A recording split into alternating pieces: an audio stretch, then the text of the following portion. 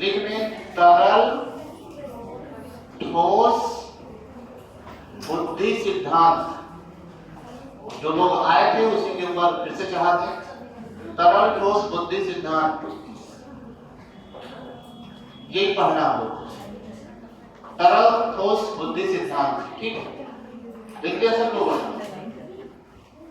देखिएगा, इस सिद्धांत का प्रतिपादन कैटल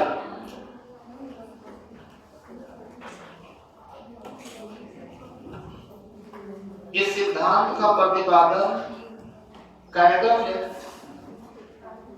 1966 का 1966 तरल ठोस बुद्धि सिद्धांत का प्रतिपादन कैटल ने 1966 में प्रतिपादित किया।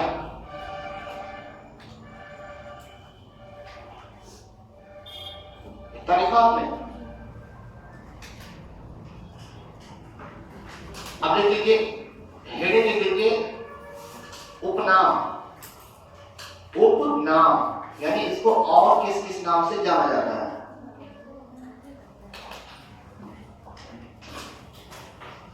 उपनाम हेडिंग लिखा आपने, यानी तरल ठोस बुद्धि सिद्धांत को और किस नाम से जाना जाता है?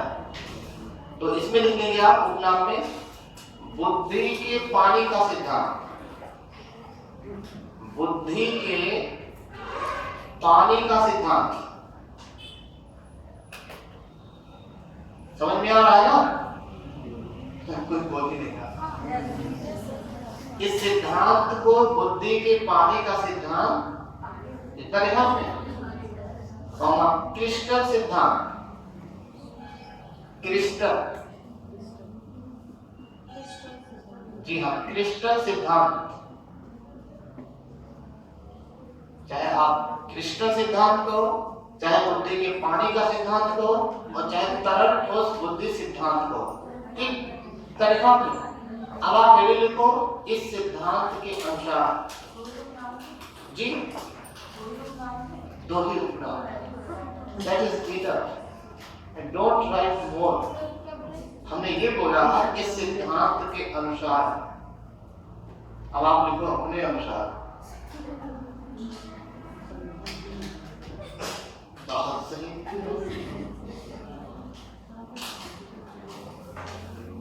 अब आप हेडिंग लिखिए उसके अंदर, तरल बुद्धि का अर्थ। हाँ, इसके अंदर तरल बुद्धि का अर्थ, ये हेडिंग है तरल बुद्धि का अर्थ। देखिए, तरल बुद्धि, लिख लीजिए, तरल बुद्धि वंशानुक्रम पर आधारित होती है। तरल बुद्धि वंशानुक्रम पर आधारित होती है। अब आप देखिए ठोस बुद्धि, हेडिंग,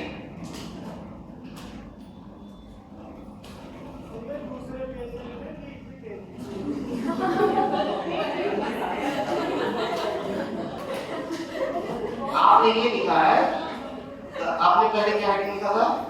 तरल बुद्धि। तरल बुद्धि का अर्थ ये हेडिंग था, तो उसके अंदर लिखा आपने कि ये वंशानुक्रम पर आधारित होती है, लिखा आपने। अब वो लाइन छोड़ दीजिए, अब हेडिंग लिखिए ठोस बुद्धि का अर्थ, ये नई हेडिंग है। अच्छी सी राइटिंग में लिखा आपने ठोस बुद्धि का अर्थ, है ना? चलिए लिखिएगा, ठोस बुद्धि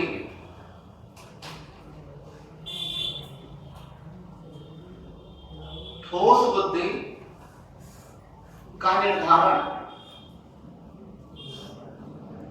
ठोस बुद्धि का निर्धारण वातावरण के कारकों के द्वारा निर्धारित किया जाता है। वातावरण के कारकों द्वारा निर्धारित किया जाता है।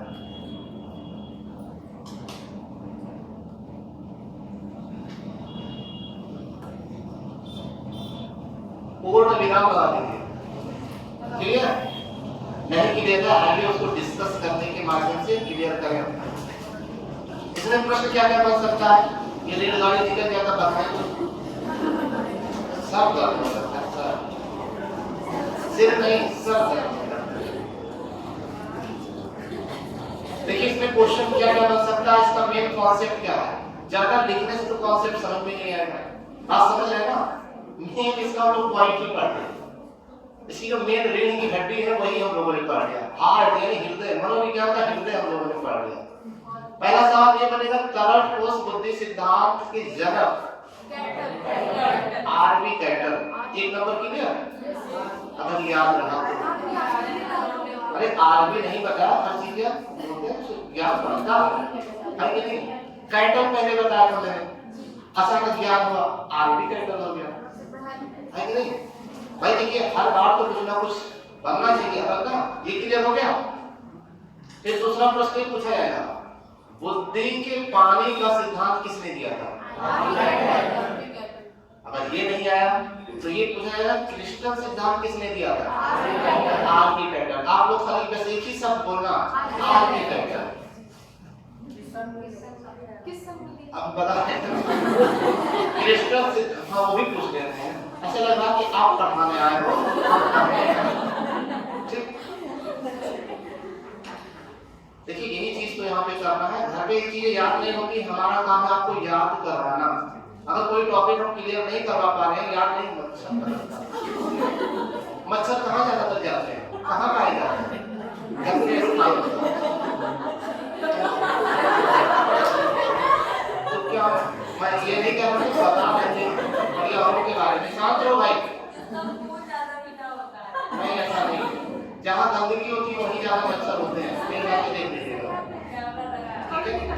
तो कहने का मतलब यहाँ पे इन्वॉल्वमेंट है ना? अब आए हम धीरे धीरे सही होगा, ठीक? शांत हो जाए प्लीज, समझाने दीजिए हमें। आप बुद्धि के पानी का सिद्धांत कब और किसने प्रतिपादित किया था? आरवी कैटल ने। क्वेश्चन तो बना दीजिए, कितना जिज्ञासु हो आप लोग, है ना? आरवी कैटल ने किस प्रकार के बुद्धि को तरल बुद्धि बताया था? कौन सी ऐसी बुद्धि होती है जो जन्मजात होती है? तरल बुद्धि या ठोस बुद्धि? ऐसी कौन सी बुद्धि होती है जो अनुवांशिकता पर निर्भर होती है? तरल बुद्धि की ठोस बुद्धि? अच्छा ये चीज घर पे पढ़ते तो न तरल क्लियर पता चलता, न ठोस पता चलता, और न प्लाज्मा ही जानता है कि नहीं? प्लाज्मा जानते क्या होता? यहाँ तक जो आ जाता है उसको प्लाज्मा। कभी कभी कंट्रोल बच्चे का टूट जाता है, तो इधर हो जाता है। प्लाज्मा पदार्थ की चौथी अवस्था, ठीक? जब तक ठोस है तब तक नाक के अंदर होगा, द्रव होगा, यहाँ तक आएगा, जैसे प्लाज्मा होगा यहाँ तक पहुंचेगा, ठीक है? सुनिए और शांत हो जाए प्लीज। क्वेश्चन बनाइए, वो जो दो लाइनें लिख के बैठे हो बड़े आराम से, उस पे क्वेश्चन नहीं बनाना है। जो अनुवांशिक गुण होते हैं, जो जन्मजात होते हैं, जो पैतृक गुण होते हैं, वो तरल बुद्धि होगी या ठोस बुद्धि होगी? बहुत सही लिखा, तो एक ही शब्द है ना, लेकिन कई चीजें जुड़ी हुई हैं उसमें। कौन सी ऐसी बुद्धि है जो क्रोमोसोम्स पर आधारित होती है?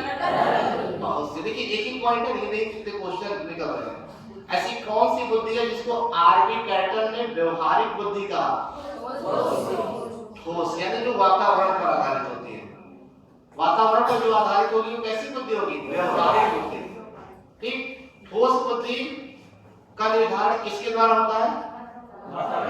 वातावरण के द्वारा। जैसा वातावरण होगा वैसे ही बालक में ठोस बुद्धि का विकास होगा।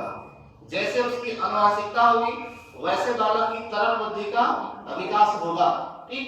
और क्या क्या क्वेश्चन बन सकता, आप लोग भी भाग लें। पार्टिसिपेट। इंग्लिश का हिंदी बोला था तो भाग लेने का मतलब समझ में आया? और क्या क्या क्वेश्चन बन सकता है इससे, ठीक? क्या जितना बोला है मैंने उससे बढ़िया क्वेश्चन और नहीं बन सकता है? बन सकता है तो बना के दिखाओ।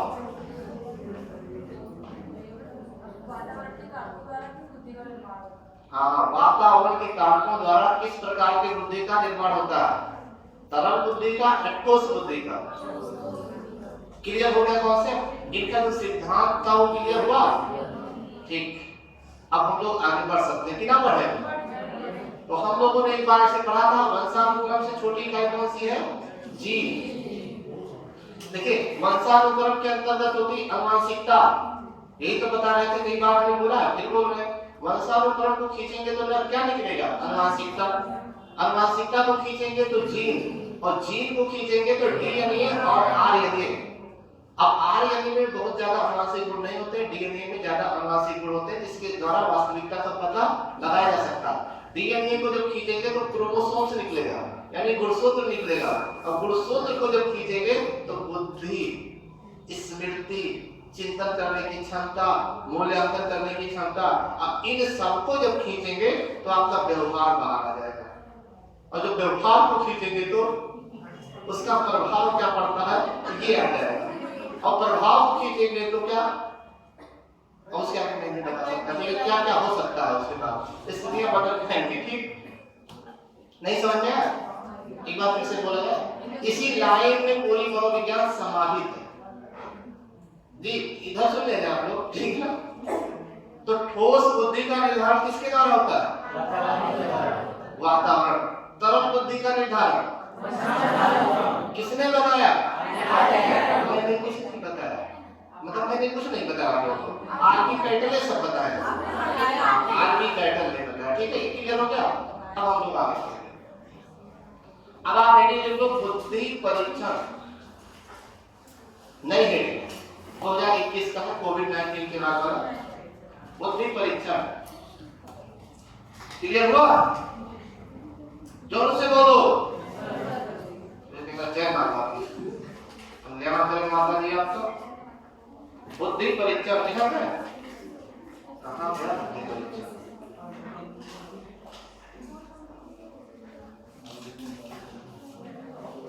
अभी पढ़ने के गाय हो गए तो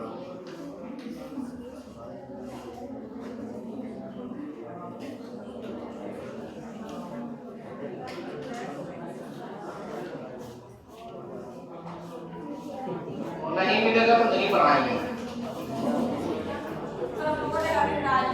हाँ तो क्या, चलिए आपने लिख दिया बुद्धि परीक्षण। ठीक ना, बात करें प्लीज, प्लीज कम से कम बात करने तो और कठिन पढ़ाएंगे, तो उसी में दिमाग लगा रहेगा, शांत हो जाए। नाउ यू राइट बुद्धि परीक्षण। आपस में बिल्कुल बात ना करें, कोशिश करें सांस भी ना लें।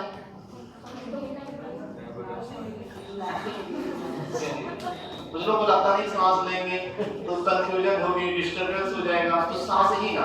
ठीक, बुद्धि परीक्षण आप देखा, इसके पहले अब तक हम लोग क्या क्या पढ़ चुके हैं, इस पर हम चर्चा कर रहे हैं। बुद्धि का 3 आयामी सिद्धांत किसने दिया था?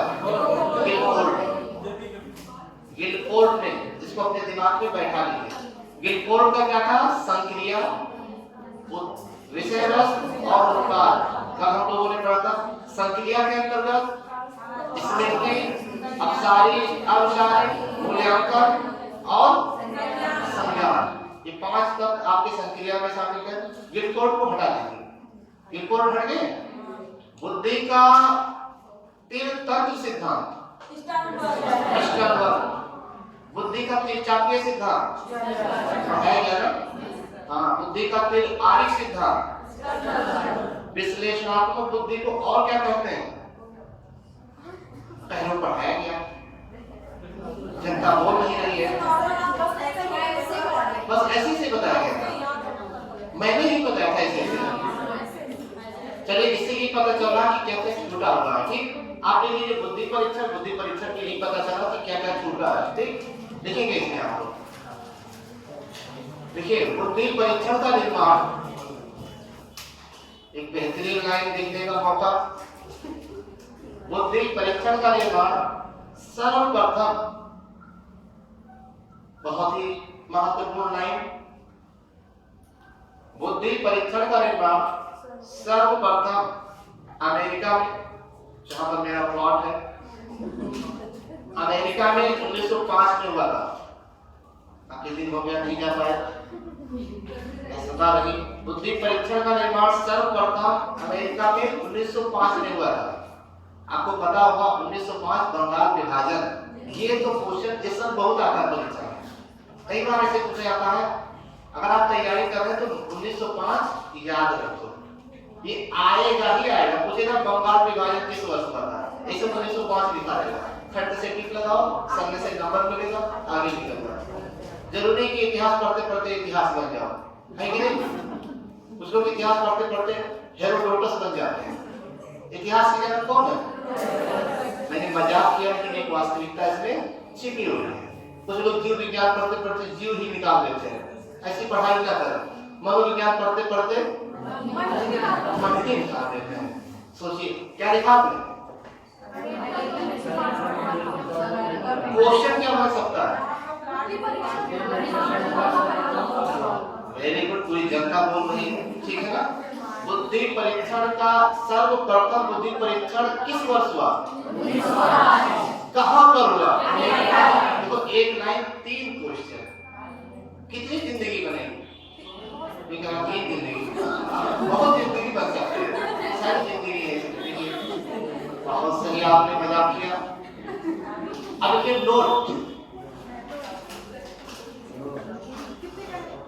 नोट लिखेंगे आप लोग। देखिए बुद्धि परीक्षणों को, यहां तक बंदूक में गोली डालने की आवाज। बुद्धि परीक्षणों को 2 वर्गों में विभाजित किया गया है। Very easy to learn. बुद्धि परीक्षणों को 2 वर्गों में विभाजित किया गया है। यानी कि बुद्धि परीक्षण को अगर और ढंग से करना है तो इस चीज को पूरा पढ़ना होगा। बुद्धि परीक्षण को कितने भागों में डिवाइड किया गया? 2। नंबर 1 पर लिख दीजिए वैयक्तिक बुद्धि परीक्षण। क्या का मतलब है वैयक्तिक बुद्धि परीक्षण? वैयक्तिक, इंडिविजुअल, वैयक्तिक बुद्धि परीक्षण। पढ़ते रहिए, बने रहिए चैनल पर। वैयक्तिक बुद्धि परीक्षण देखिए सब लोगों ने, वेरी गुड, बहुत ही अच्छा काम किया आप लोगों ने। देखिए इस परीक्षण के माध्यम से, देखते रहिए 3 वाले कैसे। इस परीक्षण के माध्यम से आसपास में मक्खी मच्छर इंसानों के बीच में कैसे आ गया? क्या लिखा आपने? इस परीक्षण के माध्यम से एक समय में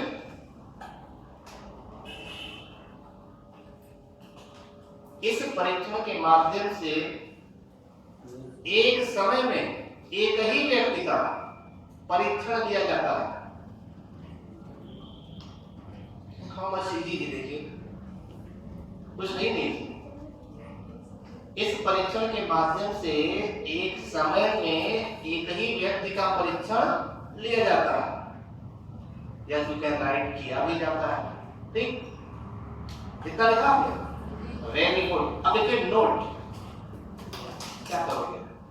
रहमत नोट राखिए, फिर नोट सब सुन और नोट के लखनऊ करे शिक्षक छात्र कोचिंग। देखिए इस सिद्धांत का इस परीक्षण का प्रतिपादन नोट में लिख रहे हैं आप लोग। हम इस छोटी इस परीक्षण का प्रतिपादन विनय द्वारा किया गया था। विनय ना लिख दो, विनय। अधिक जानकारी के लिए देख सकते हो विनय, ऐसे ही थे विनय, साक्षात दर्शन विनय का। इस परीक्षण का निर्माण किसके द्वारा किया गया था? विनय द्वारा किया गया था। लेकिन इस परीक्षण का संशोधन, मजाक नहीं है, देखा गया, लेकिन इस परीक्षण का संशोधन साइमन के द्वारा किया गया। तैयार किसी और ने किया, संशोधन किसी और ने किया, नाम इन्हीं दोनों का हुआ। क्या लिखा आपने? इस परीक्षण का संशोधन साइमन ने किया।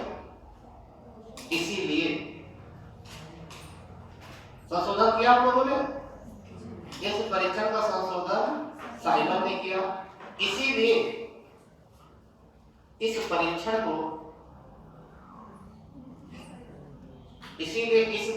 को विने साइमन परीक्षण भी कहा जाता है। अंत में देखिए कितनी बढ़िया लाइन मिली। इसीलिए इस परीक्षण को विने साइमन परीक्षण भी कहा जाता है। सही। वैयक्तिक बुद्धि परीक्षण जो आप लोगों को तो हर चीजें बचाव लगती है। वैयक्तिक बुद्धि परीक्षण को 2 भागों में विभाजित किया गया है।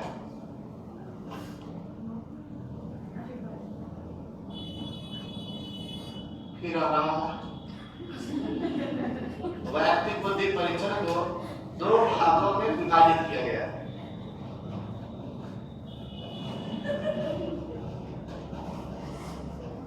इतना देखने के बाद प्रश्न करोगे तब आगे बढ़ेंगे। हम लोग केवल लिखने नहीं आए और यहाँ जो फीस जमा की केवल लिखने वाला फीस नहीं जमा की, समझने के लिए आए। प्रश्न बनाइए। कुछ लोग सोच रहे हम मौका मिला आराम करने का। जी जी का प्रतिपादन किसने किया? बिल्कुल सही। प्रश्न ऐसे बन सकता है, सर्वप्रथम वैयक्तिक बुद्धि परीक्षण का प्रतिपादन किस मनोवैज्ञानिक के द्वारा किया गया? उत्तर नहीं बताना। सही उत्तर क्या होगा? विनय। आपका प्रश्न पीछा छुड़ाने वाला प्रश्न नहीं होना चाहिए। आपका प्रश्न सरल होना चाहिए, प्रश्न अट्रैक्टिव होना चाहिए, लोगों के ध्यान को खींचने वाला प्रश्न होना चाहिए। अगर ऐसा प्रश्न नहीं बना पा रहे हैं तो समझ लीजिए कि आपका प्रश्न प्रभावी नहीं। इस प्रकार की परीक्षा में एक समय में एक ही व्यक्ति का परीक्षण। बहुत सही आपने प्रश्न बनाया। ऐसा कौन सा परीक्षण है जिसमें सिर्फ एक व्यक्ति का परीक्षण किया जा सकता है? उत्तर तो मिला ही है।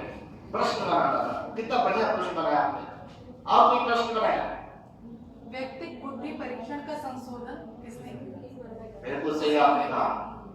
इसमें क्वेश्चन ये भी बन सकता है कि जिस परीक्षण का निर्माण विनय के द्वारा किया गया था, वैयक्तिक बुद्धि परीक्षण का निर्माण, उसमें संशोधन करने का काम किस मनोवैज्ञानिक के द्वारा किया गया? वैयक्तिक बुद्धि परीक्षण को क्यों विनय साइमन बुद्धि परीक्षण कहा गया? क्योंकि प्रतिपादन उन्होंने किया था, उसमें जो कमियां थी उसमें सुधार करने का काम साइमन ने किया। इसीलिए वैयक्तिक बुद्धि परीक्षण को विनय साइमन परीक्षण भी कहते हैं। क्लियर? और कोई क्वेश्चन करना है तो बना सकते हो। जी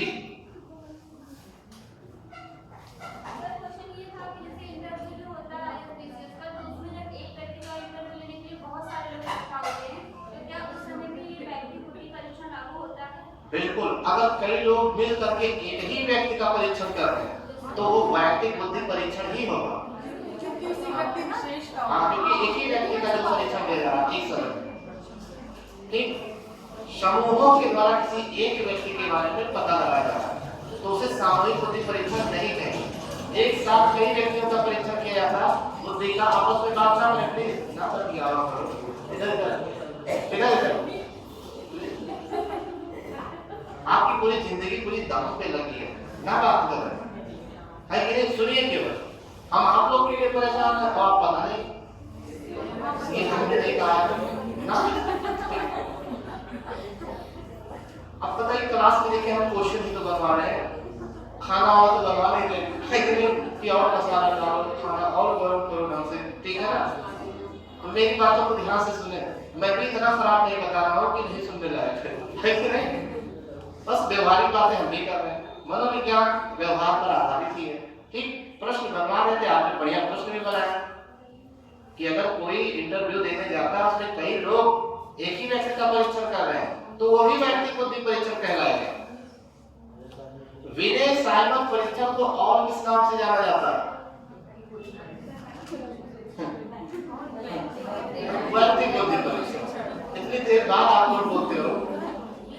नरेंद्र मोदी का दूसरा रूप देखते हो, ऐसा लगा कि प्रधानमंत्री हो बोलने जा रहे कुछ गलत हो गया तो समझ लीजिए कि तहलका मच जाएगा। इतना चिंतन करने रहते हो कोई क्वेश्चन का। एक ही जगह ध्यान रखिएगा, चाहे जितना लिख लो, अगर प्रश्न नहीं बनवाया जाएगा तो प्रश्न दिखेगा नहीं और दिमाग में आएगा, कॉपी में रह जाएगा। कोई भी अध्यापक केवल केवल लिखाने पर अगर ध्यान देता है तो समझ लीजिएगा वो दिमाग में नहीं आएगा। ठीक, महत्ववादी। हाँ, ये आप देखो कितना प्यारा क्वेश्चन किया है और कितना स्वीट क्वेश्चन है कि नहीं? सुनिए, ये देखिए, वैयक्तिक बुद्धि परीक्षण के जनक कोई और नहीं है, वो विनय है। संशोधन इन्होंने किया, जनक ये पूछेगा। और सुनिए, अगर ये पूछा कि सबसे पहले वैयक्तिक बुद्धि परीक्षण का प्रतिपादन किसने किया? साइमन भी है, विनय भी। ठीक, चलो किस पे? विनय। अगर इसने कहा गया कि वैयक्तिक बुद्धि परीक्षण में संशोधन किसने किया था? साइमन पर किया गया था। वैयक्तिक बुद्धि परीक्षण दोनों एक साथ में दिए गए हैं, विनय और साइमन। तो विनय और साइमन को आप ठीक कर, सॉरी विनय और साइमन को ठीक कर दो, हम खत्म है कि नहीं? ये हो गया पूछने का तरीका, ये हो गया क्लास की रोचकता। ठीक, अब आगे बढ़ जाओ। वैयक्तिक बुद्धि परीक्षण को कितने भागों में बांटा है? किसी ने क्वेश्चन किया? क्यों नहीं किया?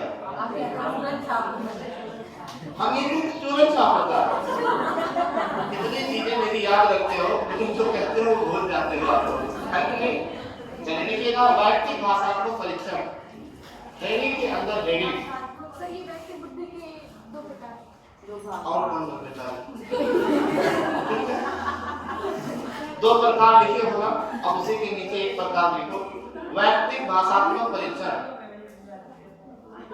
वैयक्तिक भाषात्मक परीक्षण दुनिया भर पढ़ना आसान नहीं है, समझना बहुत आसान है।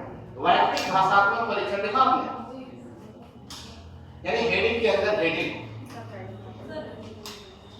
वैयक्तिक भाषात्मक परीक्षण लिखा आपने। चलिए अब आप लिखें इसके अंदर।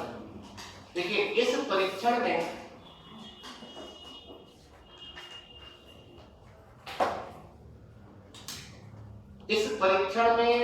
भाषा का प्रयोग किया जाता है। अपनी जिंदगी को लिखते हुए कॉपी में इस परीक्षण में भाषा का प्रयोग किया जाता है। तथा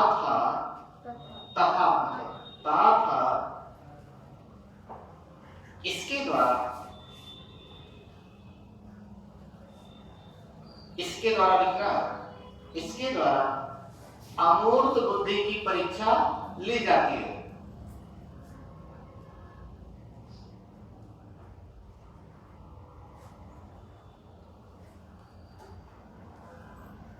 इसके द्वारा अमूर्त बुद्धि की परीक्षा ली जाती है। अब देखिए मुख्य उद्देश्य,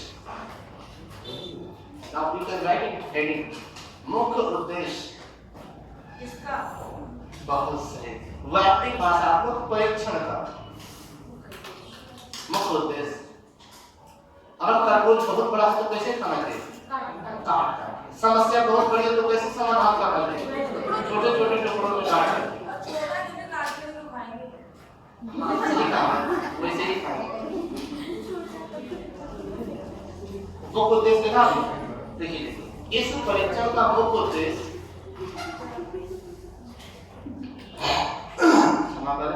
इस परीक्षण का मुख्य उद्देश्य यह ज्ञात करना है कि, इस परीक्षण का मुख्य उद्देश्य यह ज्ञात करना है कि व्यक्ति को लिखने पढ़ने का कितना ज्ञान है।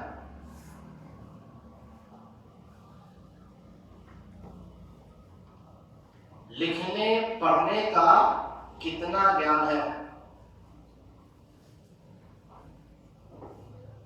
आप लिख लीजिए वैयक्तिक भाषात्मक परीक्षण के उदाहरण। एक और हेडिंग लिखने का बेहतरीन मौका, वैयक्तिक भाषात्मक परीक्षण के उदाहरण। कौन कौन से ऐसे परीक्षण है जो वैयक्तिक भाषात्मक परीक्षण के अंतर्गत आते हैं? कौन कौन से ऐसे माध्यम से भाषात्मक परीक्षण किया जा सकता है। क्या लिखा आपने हेडिंग? वैयक्तिक भाषात्मक परीक्षण के उदाहरण। नंबर 1, विनय साइमन का बुद्धि परीक्षण। नहीं, हेडिंग नहीं, इसे नॉर्मल कंडीशन में लिखिए। विनय साइमन का बुद्धि परीक्षण।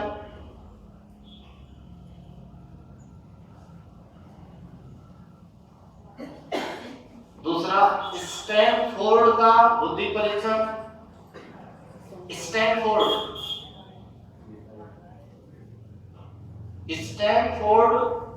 विनय का बुद्धि परीक्षण। स्टैनफोर्ड विनय का बुद्धि परीक्षण,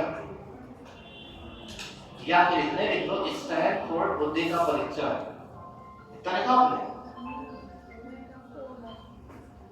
इतना लिख छोड़ दीजिए कि जितना भी परीक्षण आपने लिखा है ये सभी भाषात्मक परीक्षण ज्ञात करने की विधियां। ठीक, अब प्रश्न के माध्यम से इन चीजों को हम लोग समझेंगे। प्रश्न बनाए, देखिए साथ साथ समझते भी रहेंगे हम लोग। जो टॉपिक आपने लिखा उसमें क्या क्या प्रश्न बन सकता है, प्रश्न बनाए जी। कुछ बोले आप लोग जी?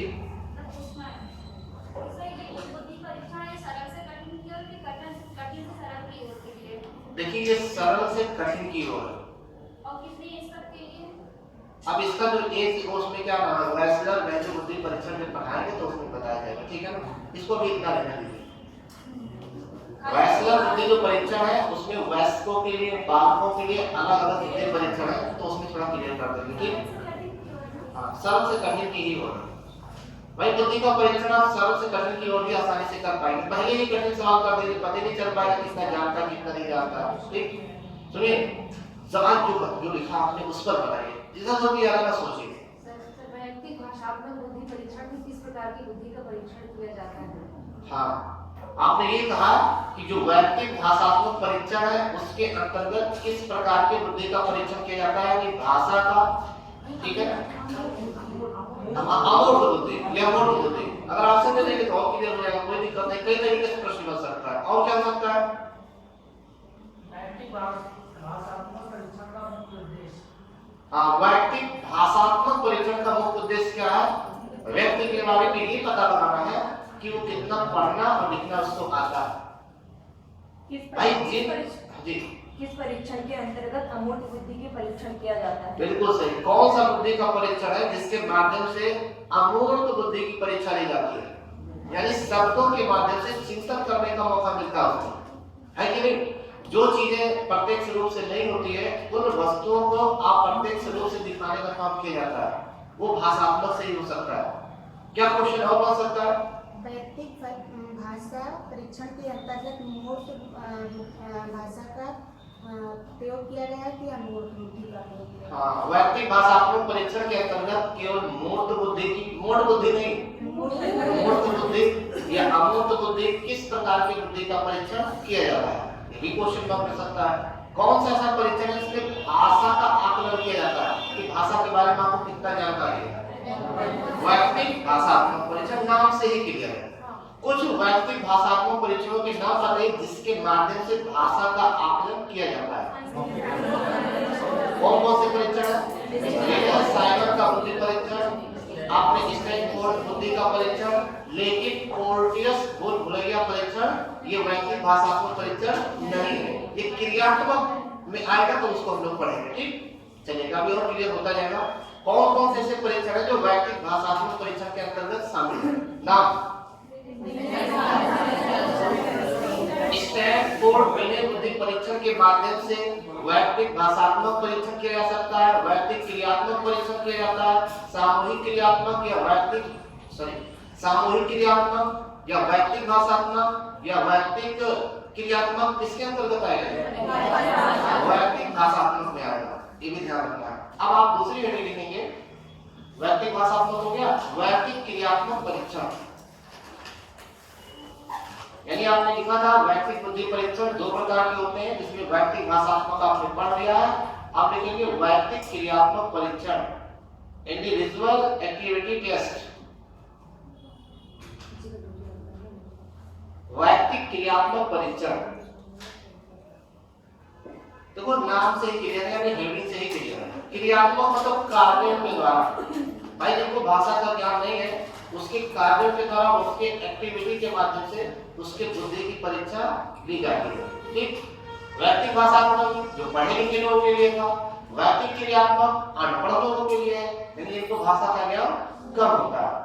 और उसमें अमूर्त बुद्धि की परीक्षा ली जाती थी, इसमें मूर्त बुद्धि की परीक्षा ली जाती है। यानी प्रत्यक्षात्मक, प्रत्यक्ष रूप से यहाँ पर जो है परीक्षण किया जाता है। वस्तु को दिखाया जाता है और पूछा जाता है ये क्या है।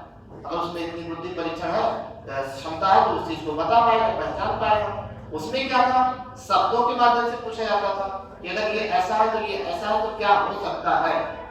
ठीक, अगर गोल है तो गोल क्या हो सकता है, और वो बताएगा हम लोग चिंतन करके, गोल पृथ्वी भी हो सकती है कि नहीं। चलिए वैयक्तिक क्रियात्मक परीक्षण में लिखें। इस परीक्षण का प्रयोग लिखते रहिए और बने रहिए क्लास में। इस परीक्षण का प्रयोग उन व्यक्तियों के लिए किया जाता है, इस परीक्षण का प्रयोग उन व्यक्तियों के लिए किया जाता है जिनको भाषा का ज्ञान कम होता है।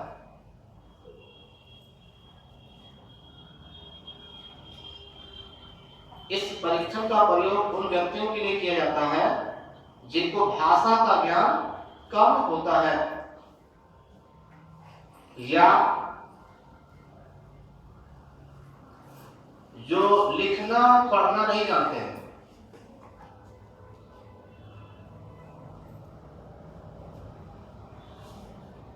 इसके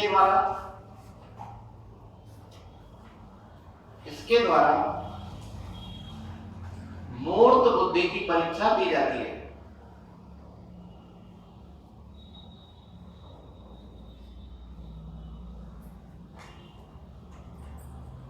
इसके द्वारा मूर्त बुद्धि की परीक्षा ली जाती है।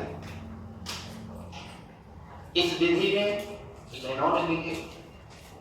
इस विधि में वास्तविक वस्तुओं का प्रयोग किया जाता है। इस विधि में वास्तविक वस्तुओं का प्रयोग किया जाता है।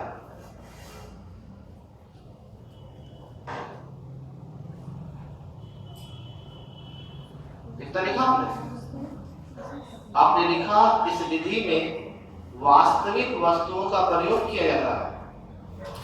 अब आप मेरे लिख लीजिए वैयक्तिक क्रियात्मक परीक्षण के उदाहरण।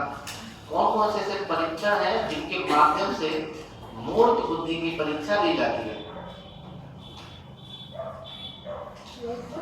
वैयक्तिक क्रियात्मक परीक्षण के उदाहरण कौन कौन से परीक्षण हैं जिनके माध्यम से मूर्त परीक्षा ली जाती है।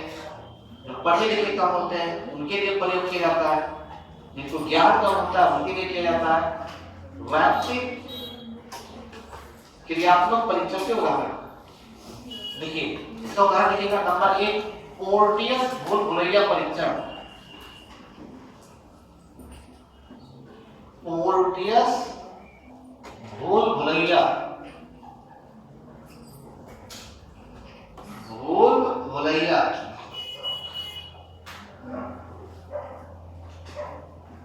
पोर्टियस भूल भुलैया परीक्षण। ये वैयक्तिक भाषात्मक है कि वैयक्तिक क्रियात्मक। देखिए आपको पोर्टियस भूल भुलैया परीक्षण में इसमें दिया गया है। देखिए एक तरफ जैसे अगर इसमें होता क्या है कि इसे बना दिया गया, 4-5 रास्ते बना दिए गए, नहीं बना पा रहे हैं, ठीक है ना, रास्ते बना दिए गए घुमा करके। यहाँ चूल्हा बना दिया गया, ठीक है, और यहाँ भोजन रख दिया गया, ठीक है, और इस चूल्हे को यहाँ तक आना है और किस तरीके से आएगा, घूमते घूमते घूमते घूमते घूमते घूमते, है ना। ऐसे पोर्टियस भूल भुलैया परीक्षण में, है ना, इस तरीके से उसमें वहां तक पहुंचना होता है। कौन से मार्ग का प्रयोग करेगा, कैसे कैसे जाएगा, उसको थोड़ा सा दिमाग लगता है। और लिख देंगे वेस्लर वैल्यू परीक्षण। चूहा भी मैंने बनाया। वेस्लर वैल्यू परीक्षण, वेस्लर वैल्यू परीक्षण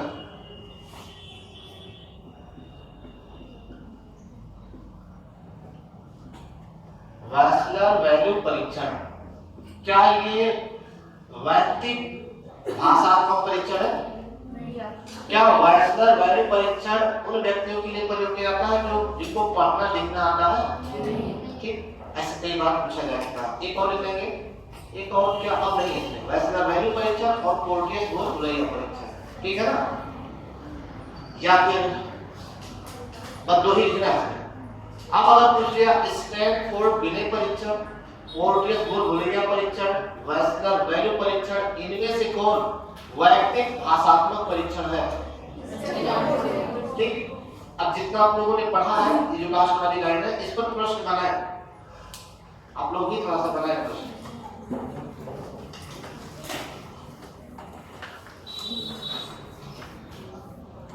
चलिए ऐसा करें, अब वैयक्तिक भाषात्मक और वैयक्तिक क्रियात्मक दोनों मिलाकर प्रश्न बनाएं। जिन व्यक्तियों को पढ़ना लिखना कम आता है उन पर कौन सा परीक्षण किया जाता है? व्यक्तिगत भाषात्मक परीक्षण की व्यक्तिगत क्रियात्मक परीक्षण? जी देख लीजिए, क्वेश्चन बनाने इसका मतलब क्लियर हो गया है। यानी जिन व्यक्तियों को भाषा का ज्ञान कम होता है, जो पढ़े लिखे कम होते हैं, उन व्यक्तियों के लिए किस परीक्षण का प्रयोग किया जाता है? पोर्टियस बोर-बुलैया परीक्षण और वैस्लर वैल्यू परीक्षण। और क्वेश्चन आपकी तरफ से आना चाहिए। पोर्टियस बोर-बुलैया परीक्षण बुद्धि परीक्षण के किस प्रकार का? बहुत सही आपने कहा। जो पोर्टियस बोर-बुलैया परीक्षण है, वैयक्तिक भाषात्मक परीक्षण है या वैयक्तिक क्रियात्मक परीक्षण है? पोर्टियस बोर-बुलैया परीक्षण के द्वारा अमूर्त बुद्धि की परीक्षा ली जाती है कि मूर्त बुद्धि की परीक्षा ली जाती है? ये प्रश्न बनाना है। और कोई प्रश्न बनाओ। ये जो जीन पियाजे टाइप के बैठे हैं, ये भी कुछ बोला था। मूर्त बुद्धि परीक्षा परीक्षण किस प्रकार के व्यक्तियों के लिए सहयोगी? मूर्त बुद्धि परीक्षा, जो पढ़े लिखे कम होते हैं, जो ज्यादा पढ़े लिखे होते हैं, ऐसे टाइप का क्वेश्चन बनेगा। और कोई? वास्तविक वस्तु का प्रयोग किस क्रियात्मक परीक्षण किया जाता है? बहुत सही, आपने कुछ नया बनाने की कोशिश की। कौन सा ऐसा परीक्षण है जिसमें वास्तविक वस्तुओं का प्रयोग किया जाता है? ठीक, ये क्वेश्चन आपने बहुत बढ़िया बनाया। और कोई? और जो चिंतन कर रहे हैं चौमस्की टाइप, अल्बर्ट बंडूरा टाइप के, तो सब बोले।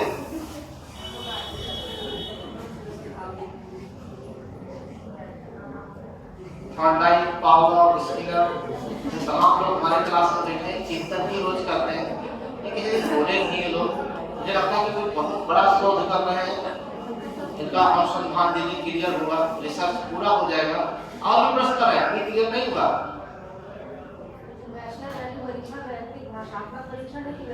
हाँ, ये आपने बताया, ये भी एक प्रश्न आ गया। वैस्लर वैल्यू परीक्षण वैयक्तिक भाषात्मक, वैयक्तिक क्रियात्मक।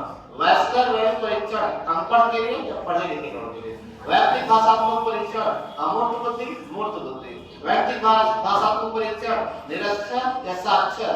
वैयक्तिक भाषात्मक परीक्षण क्रियात्मक या भाषात्मक? 5 क्वेश्चन मैंने एक सांस में बोला। अब आप लोग बिल्कुल डकार तक नहीं बोलेंगे, इतना इतना भाग लग गया। और लिखा था, अरे प्रश्न बनाओ। देख लीजिए, चाहे जितना लिखेंगे, प्रश्न नहीं बनाएंगे, चिंतन नहीं करेंगे, ये मनोविज्ञान नहीं क्लियर होगा। जब बात करेंगे एक दूसरे से, हम आप लोग के लिए परेशान हैं और आप लोग पता नहीं। अच्छा तब करेंगे क्या? आप अपने लिए शांत रहें, आप अपने लिए ना बोलें। और क्या क्वेश्चन बनेगा? और कोई क्वेश्चन नहीं बनेगा, ठीक है ना? हाँ, अब आप नई हेडिंग लिख दीजिए। लिख लीजिए सामूहिक बुद्धि परीक्षण। दूसरी हेडिंग आपने ये लिखा था कि बुद्धि परीक्षण 2 प्रकार के होते हैं, याद करिए। वैयक्तिक बुद्धि परीक्षण खत्म हुआ, अब हम लोग पढ़ेंगे सामूहिक बुद्धि परीक्षण। बुद्धि परीक्षण 2 प्रकार के होते हैं, वैयक्तिक बुद्धि परीक्षण और सामूहिक बुद्धि परीक्षण। वैयक्तिक बुद्धि परीक्षण में वैयक्तिक भाषात्मक परीक्षण, वैयक्तिक क्रियात्मक परीक्षण। वैयक्तिक बुद्धि परीक्षण में विनय साइमन परीक्षण, स्टैनफोर्ड विनय परीक्षण। और वैयक्तिक क्रियात्मक परीक्षण में पोर्टियस बोर-बुलैया परीक्षण, वैस्लर वैल्यू परीक्षण खत्म हो सामूहिक परीक्षण हम लोग पढ़ने जा रहे हैं। क्या समझ पा रहे हैं ना? समझ पा रहे हैं, इसमें कोई समझ नहीं। सामूहिक बुद्धि परीक्षण ठीक है ना? देखिएगा और क्या देखिए, यह परीक्षण यह परीक्षण एक समय में अनेक व्यक्तियों का लिया जाता है। यह परीक्षण एक समय में अनेक व्यक्तियों का लिया जाता है।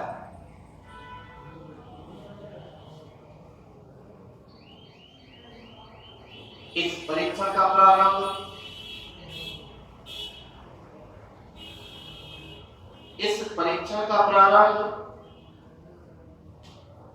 विश्व युद्ध के दौरान अमेरिका में हुआ। मनोविज्ञान का इसका प्रारंभ प्रथम विश्व युद्ध के दौरान अमेरिका में हुआ।